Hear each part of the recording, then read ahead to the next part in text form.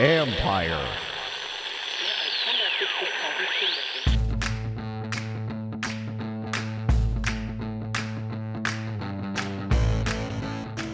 Hello and welcome to my podcast, sponsored by Lono Coffee.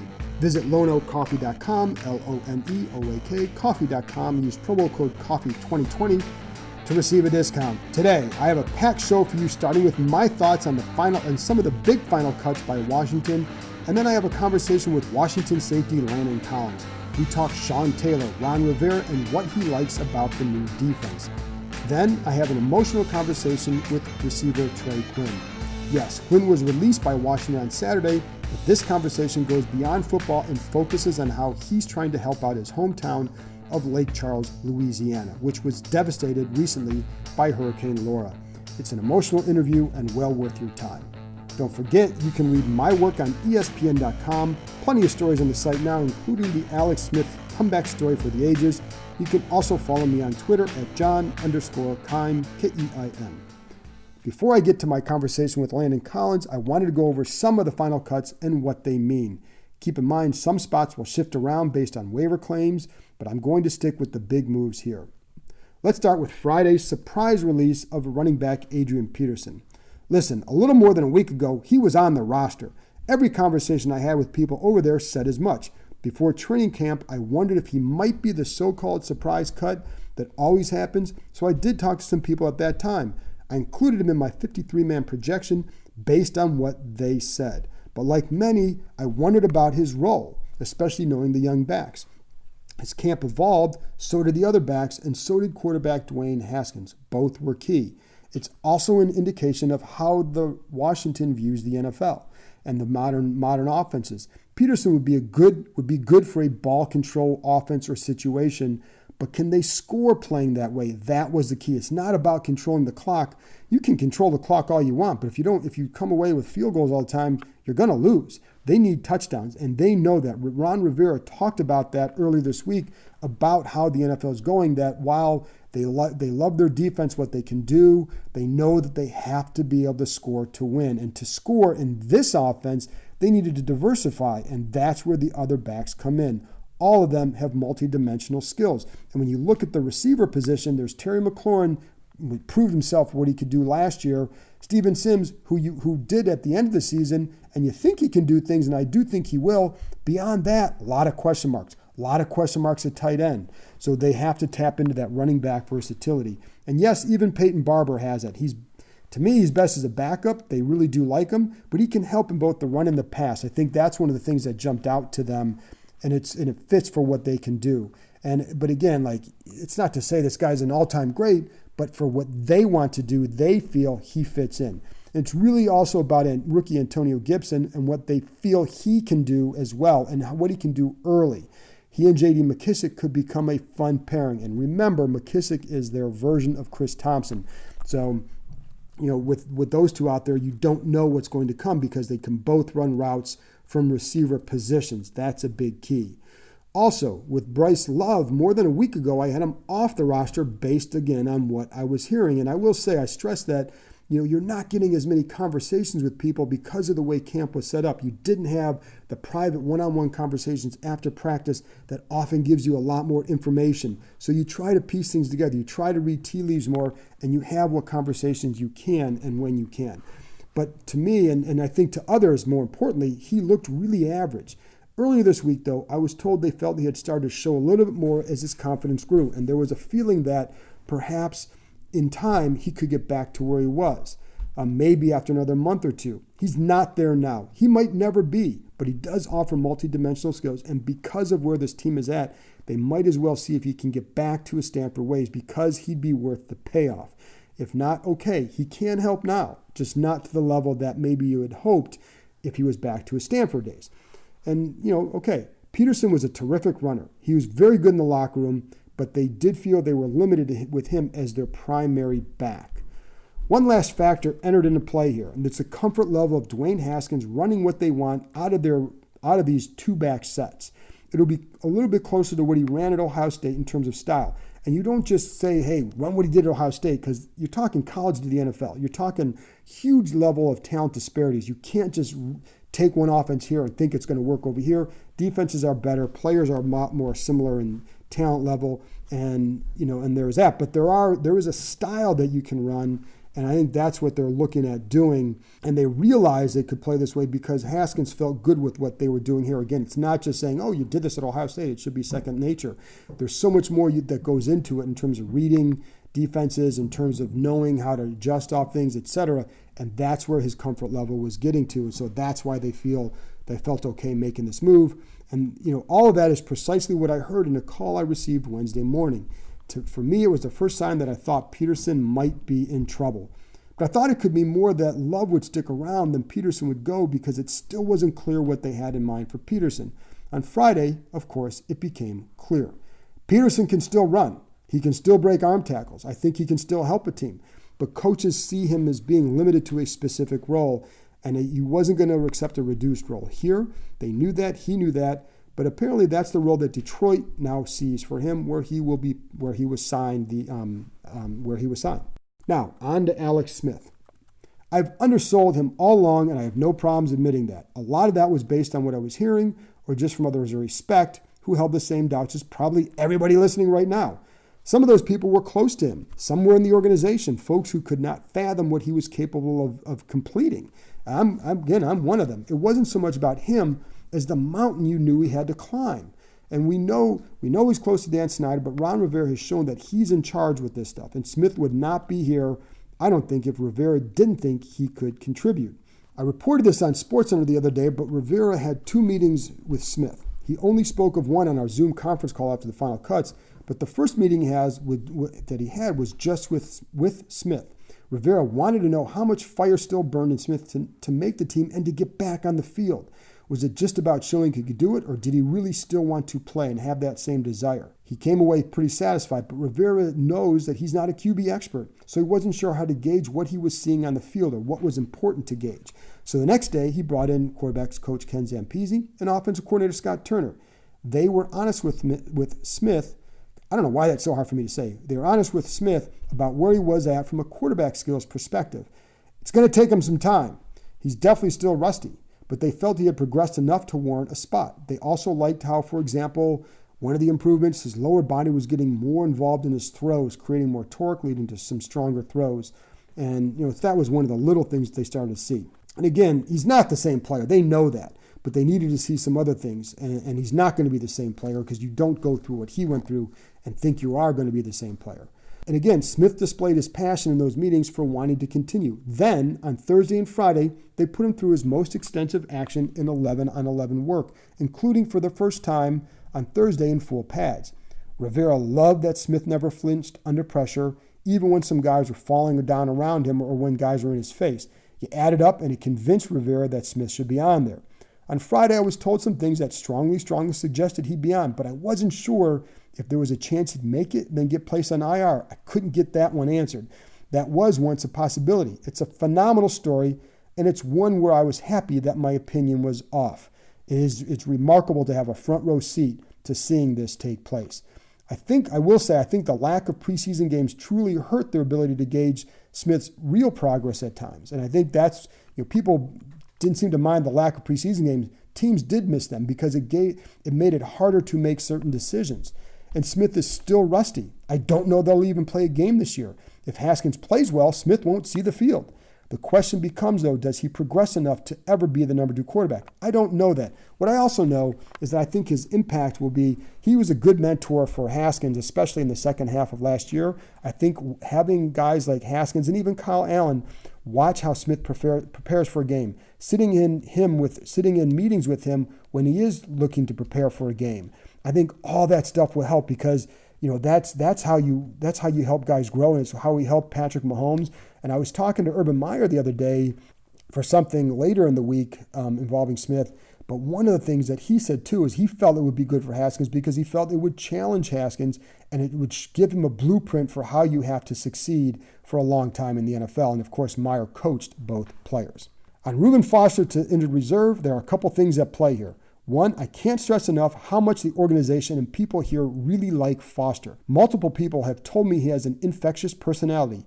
Yes, he's had those off-field issues with domestic violence cases. Both cases were also dropped. He's also had a brutal life story, and you can Google that and find out all about it. But people here really like being around him, and they want to help him. By keeping him around, it gives him some structure and the ability to continue working toward a possible return. They've seen him make improvements in his personal life. They know he's around his best buddies from Alabama, including defensive end Ryan Anderson. So they'd like to keep him around, in essence, to help him continue working his way back and to see if it makes a difference, both in his personal life and also on the field. I know there's some skepticism that he'll ever get back to where he was. He suffered a horrible injury and also had nerve damage. But I do think this is as much about wanting to help him as it is about a possible payoff for them down the road. Listen, they don't know if he'll get back to that point. I think there's a little bit of wondering if he could do it. If that's the case, they're going to keep him around.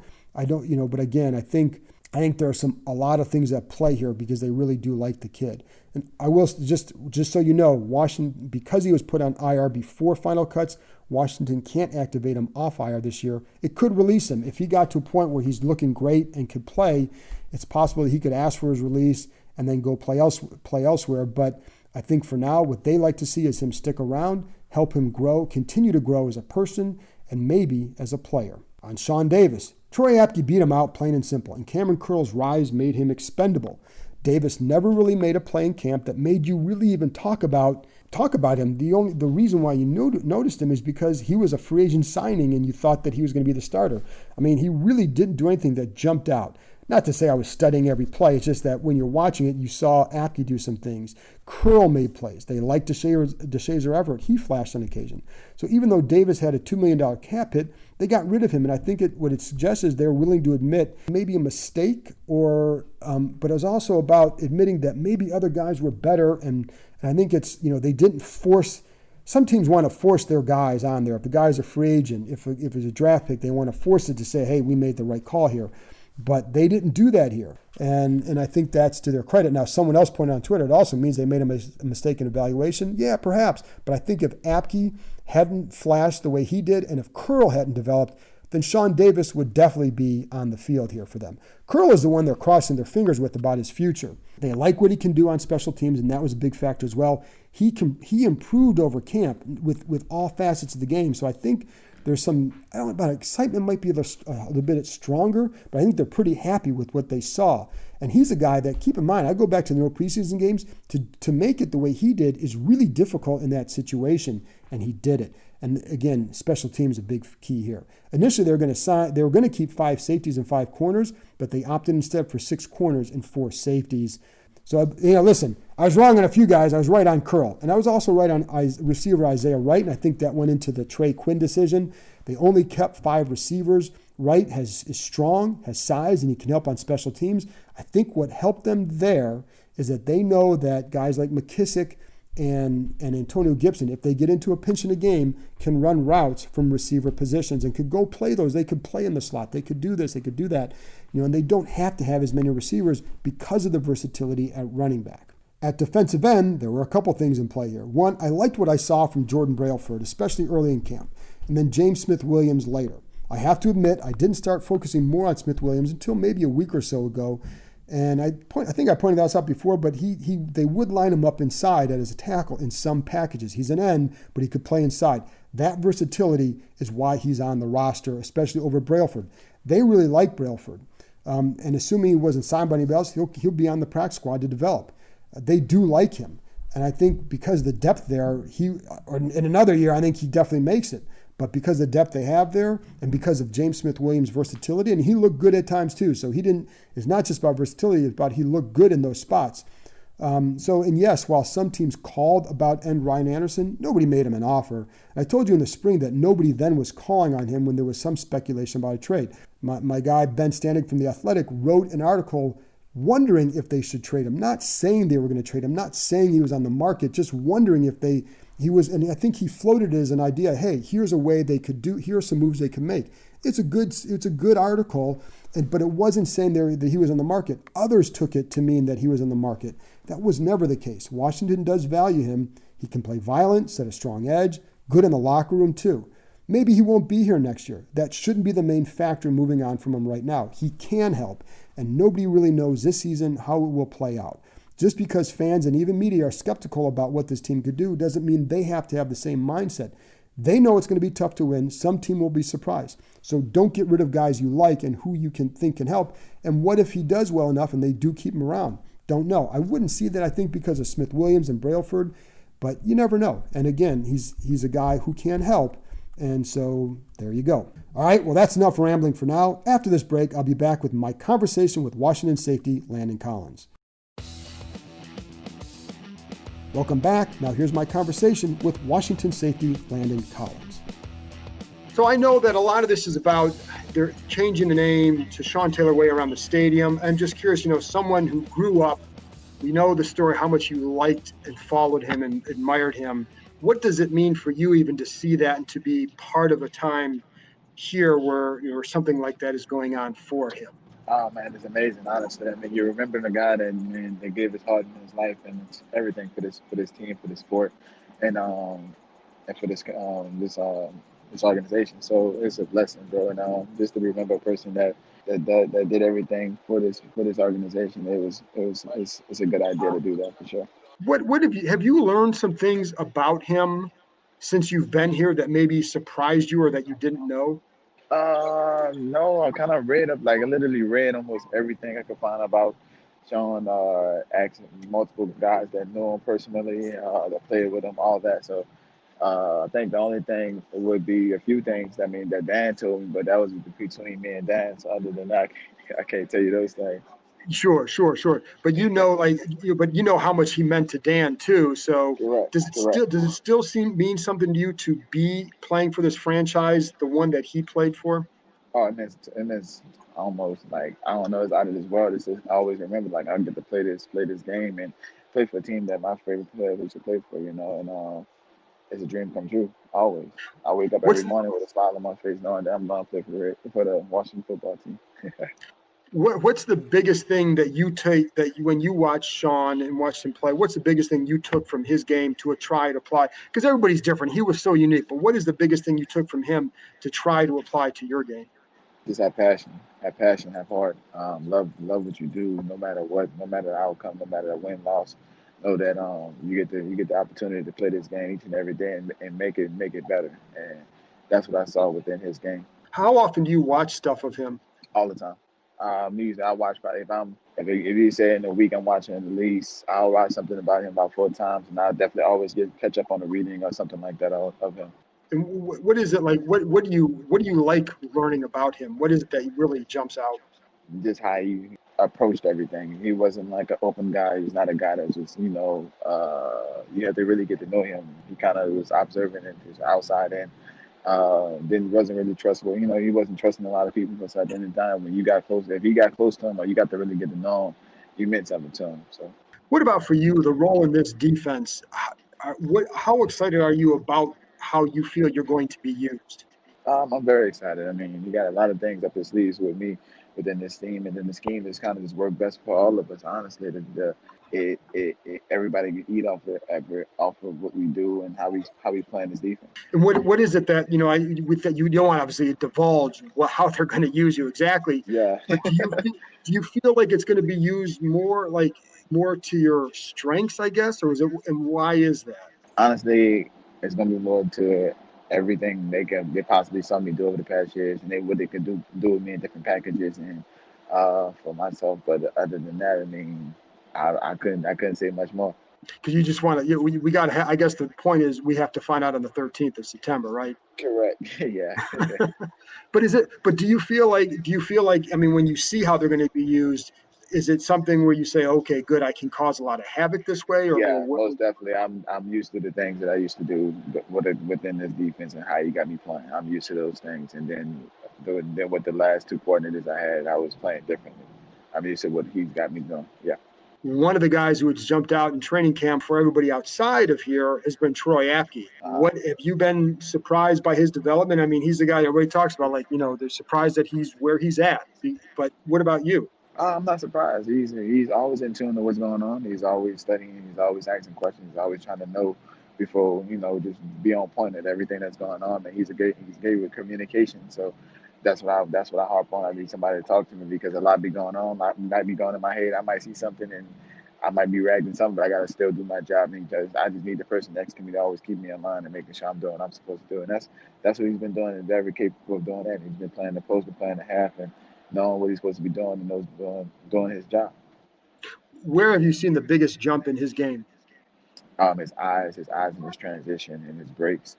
That's what I see. I mean, he's been, like I said, he's been practicing a lot of the, different skill sets that the coach has been teaching him. So with all that, he's been watching every technique that he needs to do and been doing it in the practice in each and every play.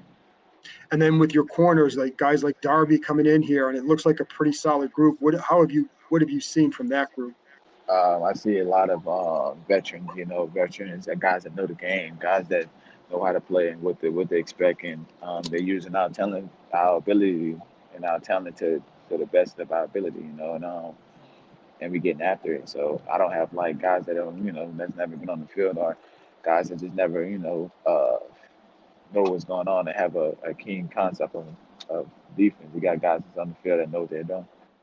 And one of the things was communication last year, and a lot of that, it goes into a lot of things. So I know it's not just about one little thing, but how has that been? And is it hard to get that in a summer where you haven't had a lot of time on the field as much as you normally would, and you're new It, and it's a new defense? I think it'd be harder if I didn't know Troy. Okay. I know him for the past. This is my second year knowing him, playing with him, stuff like that. So I know him very well. So I think that's the outcome of it. Like we can kind of figure it out on the go, and that's a key concept. And then with Coach Rivera, he's been through a lot this summer, just things having to handle with the organization, then his cancer diagnosis. What have you thought about what stood out to you about how you guys have seen him handle things? Man, he got some broad shoulders and a strong back. I tell you that much. He's doing a great job, phenomenal job with these players, coaching staff, organization, and keeping his head up high. Because at the end of the day, he got a lot going on in his life personally, and then with the organization, with all the craziness that was going on years before, he's handling it very well. And he's not harping on what happened with last year. He's not harping on we not last year's team. We are a new team. We're a new beginning, and we're a new change. How important is that to hear that for players? It's very important because I mean a lot of people don't know what was going on over here and there's over here, but then what was going on last year. So just to hear that, like we're not gonna harp on last year, we're not gonna keep on talking about it. We gonna move on and we gonna this is a new team, new scheme, new everything. So it was a blessing because you kind of drowned players that was here last year, like what was going on, why you did this, and it just wasn't the same. And then since the cancer diagnosis, have you seen any change in his demeanor and his energy or anything like that? I mean, he seems like he's the Nah, same not as guy. he still feel like he's the same guy. He's been doing his treatment, so we don't know when he go to treatment. But at the end of the day, he's been doing his treatments and coming back. He's had practice each and every day and keeping us ahead of steam and keeping us going. Do you remember, was there a particular, I'll just keep you for one more minute, so I appreciate this, but do you remember a particular moment or something that he said that really resonated with you guys or with you about the situation or something where, was there a moment, was there something he said that really kind of hammered home that he wants to change this and he's got those broad shoulders? There's been plenty of moments that he said that, bro. I think the biggest one is said, regardless of the fact of if I can't remember the words on how he said it, but at the end of the day, he's going to protect us. He has our back, regardless win, lose, or loss. I mean, win, lose, or draw, he got us. So that's the biggest thing because players look for that. And then when all this craziness was going on this summer, did you sit back and wonder, like, man, I wonder how this guy's doing? Because that was a lot. It was a lot for him, but at the end of the day, he wasn't here. He got kind of thrown into the fire, but he handled it very well. So, like I said, man, hey, he's doing a great job. Like I said, he got broad shoulders and a strong back. Thanks, Landon, man. I appreciate you joining me. You got it. After this break, I'll be back with former Washington receiver Trey Quinn. We spoke on Thursday about his efforts to raise money for his hometown of Lake Charles, Louisiana. He started a GoFundMe account under Trey's Hurricane Relief. Help out if you can. You've heard me talking about Lone Oak Coffee for a couple months now. Let me tell you a little bit about who they are and what they're about. Lone Oak Coffee is based in the Shenandoah Valley, just a nice bunch of people who are open for business during this trying time. Just look at their website, loneoakcoffee.com, and what do they highlight? Their core values of quality, family, transparency. They work with co-op farmers from all over the world to source their beans. They also support small farmers to find the right beans. During this pandemic, one of my saving graces has been grinding my beans from Lone Oak Coffee and taking a few minutes before the day to savor the coffee, get my mind right. Put a little jazz or Frank Sinatra or Louis Armstrong on in the background, it's even better. I've enjoyed all their blends, but among my favorites, the Ethiopian Guji, love the berry flavor, the Mexican Chiapas, and their house blend. Start your day off right with Lone Oak Coffee. Visit loneoakcoffee.com, that's LONEOAK coffee.com. Use promo code COFFEE2020 for a discount. You can thank me later. Welcome back. Now here's my conversation with Trey Quinn. What is it that you have the GoFundMe? When did you start that? Why did you want to start that? And what are you hoping to accomplish with this for Lake Charles? So really just seeing some of the pictures and hearing some of the stories that I'm getting from text and calls, and just the overall tone of Lake Charles. I mean, people are heartbroken seeing, the city just absolutely ruined after this storm. Some of the pictures, I mean, it's heartbreaking for me to see. It's being explained and described as just like unrecognizable. And those are from people that have been there 20 plus years. So just getting into the conversations and just thinking about what I can do to give back to the community that's given to me for all my life. This was something that we think could go into effect real quick, as far as being able to get 100% of the funds, and then connecting with United Way, which I reached out to a couple of officers back there. One that really helped me out a lot, his name is Jeff Keenum.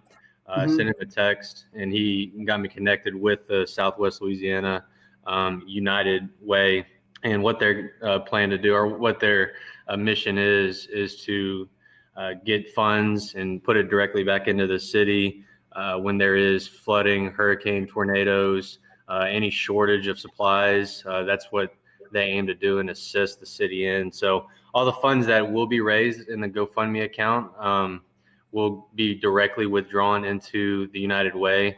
So just so everybody knows that the money that is raised, we know exactly where it's going and exactly who and what, and the city that it's positively affecting. And where can people, before we continue, where can people contribute? Where can they find the GoFundMe? So I have the GoFundMe in the bio of my Instagram account. I posted two videos as well on it.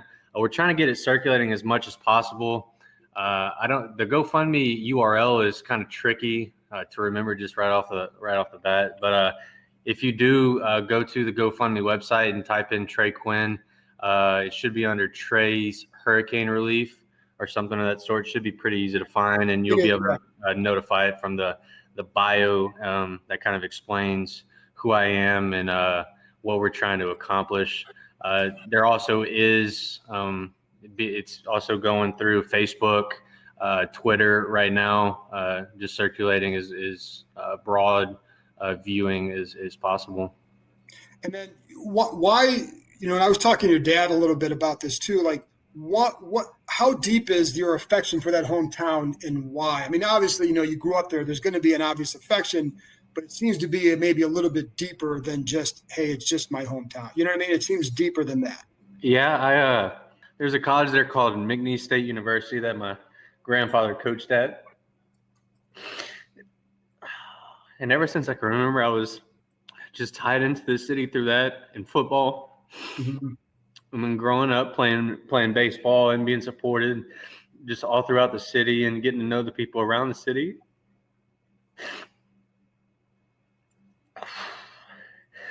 And knowing that not just my name and my family has raised me to become who I am, but that city and how tough and resilient, just the people that I've got to know in that city and the lifestyle and the the lessons I've been able to learn through teachers, coaches, officials in the city, just how united we've been able to come and overcome stuff throughout my life, as far as Rita, the community and the high school I went to, and the city is so much of who I am and what I represent, and it means the world to me that I have this opportunity to give back in a time of need, and that's where this roots from. That's what, just being able to use my platform to get it to as many people around this world that can possibly give back and touch a life in my city. It would absolutely mean the world to me and the people in Lake Charles. And clearly, people, you can hear the emotion, I can see it, and it's heartbreaking to hear, because I've heard some stories from other people who are down there and what they need, and it's a lot.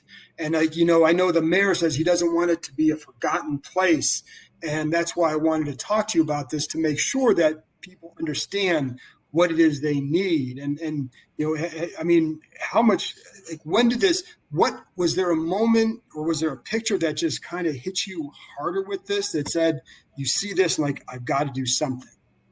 You see the pictures, and my dad tries to kind of filter a lot of the stuff out. So, being really, making sure I'm focused on what I have to do up here. But there's so much that I want to do for the city. And I was just in a text conversation with one of my old coaches and close friends, Alexander Armand, and he was just kind of briefing it like, the city needs you, and the city could use just the helping hand that you could provide with just who I'm able to reach. And I said, you're damn right. And I got right to it, and I called my agent, and he got me working with some of the marketing, and they got it up and running real quick. Like I said, I reached out to a couple of the officers, and Jeff Keenum really helped me immediately. It was within like 30 minutes that we were able to get connected with the United Way and get this situated. So as soon as I heard, Trey, we need you, I'm willing to do anything possible for that city. And this is a lot. I'm curious if there's more that you want to do or think you're able to do at this point, because it's, obviously you've got something you're fighting for up here, but is there more that you would like to do? And again, this is a lot, and what you're doing is great, but is there more? Just knowing, who you are and your family, what they stand for, I just wonder, like, do you feel like there's more you want to do or could do? There's definitely more that I plan on doing, and I'm working on doing right now. And it's going to be a long rebuilding process from what I'm hearing. I'm going to have the opportunity to go back and help pick up and be hands-on right now. But being so far away, the initial GoFundMe account is what it was most important at the time. And then obviously there will be extra funds that I'm absolutely willing to provide for the city as the season starts and goes on. And there will be more ideas.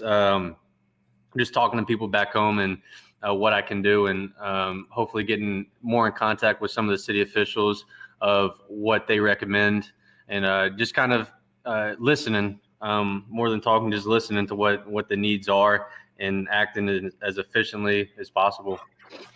Do you remember what happened with Hurricane Rita? Do you have a big memory of that? Because that came right after Katrina. It was tough. I was younger. I want to say I was about 4th or 5th grade. And like I said, my dad kind of wants to take the burden and hide a lot of what the reality was. So I do remember, shingles down and trees down when I was back home, which was already 2 months after cleanup. I had to move schools 3 hours away and for a couple months and play football for a different team. And it was different and it was strange, but and I wish I remembered more to be able to relate more to the situation. But I just know from the words that I'm hearing and the stories that I'm hearing that this is twice as bad as what anybody expected in Rita. And it's devastating seeing some of these pictures and some of these houses down. I'm telling people, they're like, you don't want to be here right now with how this looks. I was like, you have no idea how bad I want to be there and be able to help just Right. be able to pick up and be in the community. And it's tough. It's tough day to day knowing that I'm not able there to help. But like I said, this is the steps that I'm able to take right now. And there will definitely be further action taken by me. Sure. And then one of the things too, in talking to your dad, that he brought up the connection, because like you go to LSU, that, hometown team, then you transfer. You know how college football fans are. A guy transferred from their favorite school, they're not always so kind. But he said the connection with Lake Charles, like there was a mutual love affair, for lack of a better word. Like they had your back throughout that process. How much did that mean to you, and how did they have your back? And that explains it so well. My dad says it's a bunch of Trey Quinn fans, and I freaking love that. And I know the city has my back, and I know there's a ton of them that will fight for me, and that's why I want to fight for it. It's exciting in that process when you started seeing a little more red and blue around the area, a couple of pony logos on some shirts and some cars. It's special, and that's just a little bit of what the city has supported me through my life. Like I said, since I was a kid, it seemed like it's such a comforting and family atmosphere that it's a bunch of people that will do anything for the community. And then I think that it's a tough city, and that's what Lake Charles represents, is a tough family atmosphere. And I can't thank it enough for making it who I am today. And yeah. Like I said, I was listening to a radio interview, and there was a woman on there talking about where she had to drive to be, because there was nothing around there. She had to drive 3 hours each way just to go stay with someone and get back and take care of things. Mm-hmm. Lack of gas, lack of water, and just some people unfortunately coming in to take advantage of people too. So it's like it's heartbreaking to hear when people are going through a tragedy like that. So I think it's very admirable how you want to step in and help. And it's got, I don't want to say make you feel good, but make you feel good that you can help. I love the opportunity that I have right now. And I agree with you fully. And yeah, there are stories. My family's one example. You're driving an hour a day because there's no electricity, no water, and but they have to go in and work and clean up start the cleanup, start the rebuild. And it's sad. And I'm talking to my family every day about it, and they're putting on a smile and battling through adversity, because that's what the city and my family has raised everybody to do, is to smile in the face of adversity. But yeah, no, it's going to be a tough year, but it's definitely something that will be overcome with a little bit of help. Why you talk about the toughness a lot? Where do you see that toughness, and then how does that instilled in you? Like, how do you, when you're out there, do you see like that's a Lake Charles play? You know what I mean? Like, that's a Lake Charles mentality. It's tough to explain. I think you have to be around it. You have to be around the people and just kind of get a sense of and a feel of the tone when you're talking to some of the people, and just see the fight in their eyes. It's not something that you can explain, and that's so like tangible. It's more a feeling and a tone that you can get just from being around the people, just from talking to people and hearing some of the things that they've been through. Like you said earlier with Rita and stuff. We rebuilt it, and it was beautiful. It is a beautiful place still. And that's just one of the things that is just going to be another tally to that story of adversity, something that we'll overcome is Laura. And if anybody can deal with it, it's Lake Charles. But like I said, we do need the help that we can get. And, we're just going to tie this up to another fight through adversity. And once we overcome it, be stronger for it. And then the last thing I want to ask too, because like one of the things your dad said, he doesn't want you, he wants you focusing on your job. Your job appears to make the roster. How do you feel from a football perspective? How have you felt this summer? And I know it was last year hard for you because you were still dealing with some of those lingering issues that probably impacted your game. Yeah, no, I feel great. I feel like I've had to be honest with you, I feel like I had the best offseason possible. Changed trainers and really opened up more of, I think, my athletic ability and what I'm able to do. I've increased explosion, increased range of motion in my hips, and really changed kind of the way I'm moving. Also been able to change the way I think with a little, I guess, change of reality for me, I guess, and just a little different story this year versus last year. And knowing that there needs to be a change in my game, I was able to address that mentally and physically and make the changes I needed to make. And I feel as good as ever about who I am as a person and a player. I also think, I apologize for what I said last thing, but the way this offense runs, it taps into versatility. And you have that. Few guys on that offense have that, but you can line up in different spots. You can block. You can run the ball. You run in jet action. So do you feel like this offense fits you? We'll see. I'm enjoying it right now. It's you know how camp is. You're out there day to day throughout the day, just competing. So I've taken the time to just kind of enjoy it. Like I said about Lake Charles, I mean, I'm smiling in the face of adversity, whatever that may be, and just taking it one step at a time and being where my feet are, and really just enjoying each day that I'm blessed with. But it is a different offense than what have been playing in, and that's part of the NFL is being able to adapt, and the versatility that I have definitely does benefit me, and looking forward to another season. Trey, thank you very much. And again, for people listening, go out and support the GoFundMe approach, our GoFundMe page, and help out. So thank you for doing this, and I think it's a good thing that you're doing, and I'm sure your parents are very proud for the proactive approach you've taken. Yeah, no, I appreciate you doing the story and doing whatever you can. It means a lot. Thanks, Trey. All right. That's it for this week. Thank you to Landon Collins and Trey Quinn for joining me. Thanks to Lone Oak Coffee for their continued support. And as always, thank you for listening. We're almost there, folks. Season about to start. We can finally talk about games, and I'll have a conversation with linebacker Thomas Davis on the next episode. Talk to you next time.